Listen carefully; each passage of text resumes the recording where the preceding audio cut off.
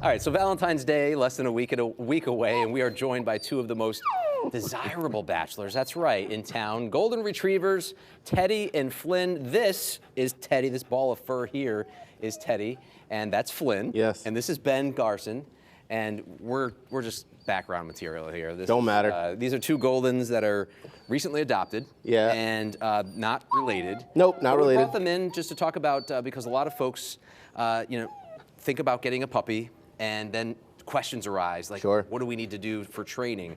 And in fact, some things that I wish I done with Bentley, little things, minor things I wish I had done when he was a puppy. Yeah. Old dogs, new Certainly traits. easier. Yeah. So let's talk about it. What about biting? Because puppies, they got their teeth going and they're sharp. It's probably the #1 question, Yeah. and I try to get owners to think of it in terms of two ways: prevention and then reaction. I think we as humans tend to think about what do I do when they bite versus preventing biting. And obviously when your puppy looks like this, we have a tendency to overstimulate them constantly. Yes, like we were doing in the studio today. Yes, because they're adorable. But if if you're giving them affection and always overstimulating them, they sort of build a high-level excited association with you, and then they tend to jump and bite and do all the things we don't like. So certainly you should have an action, a consequence that follows biting, but you should be thinking in terms of prevention as well. Okay. Another big question was, and I know this lasted about 48 hours with Bentley, but crate training. Yeah.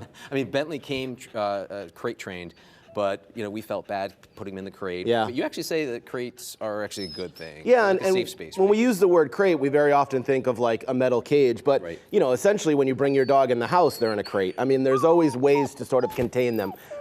You want an area where they feel calm and safe, and also it'll help with potty training. So whether it's a crate or a sectioned off area, you do want sort of a safe space where your dog is not going to sort of get into trouble, develop, negative behaviors if you're not able to pay attention to them. And it can definitely assist you with potty training because puppies will go to the bathroom all over the house.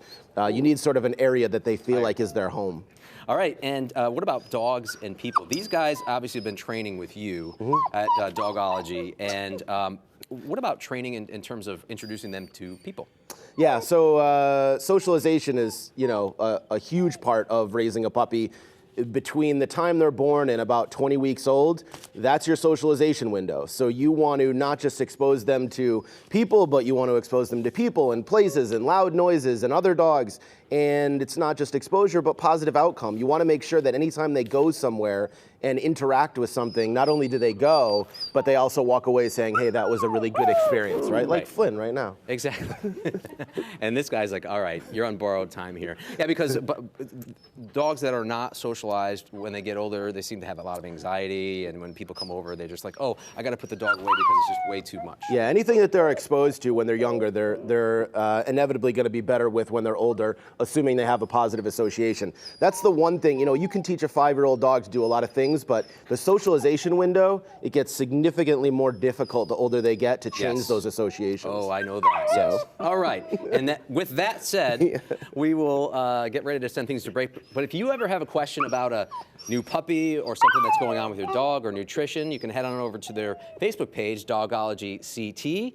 And of course, their website as well, dogologyct.com. Yep. Teddy, Flynn, Ben, thank you. Shannon? Oh, the waves. Back to you. Oh, my goodness.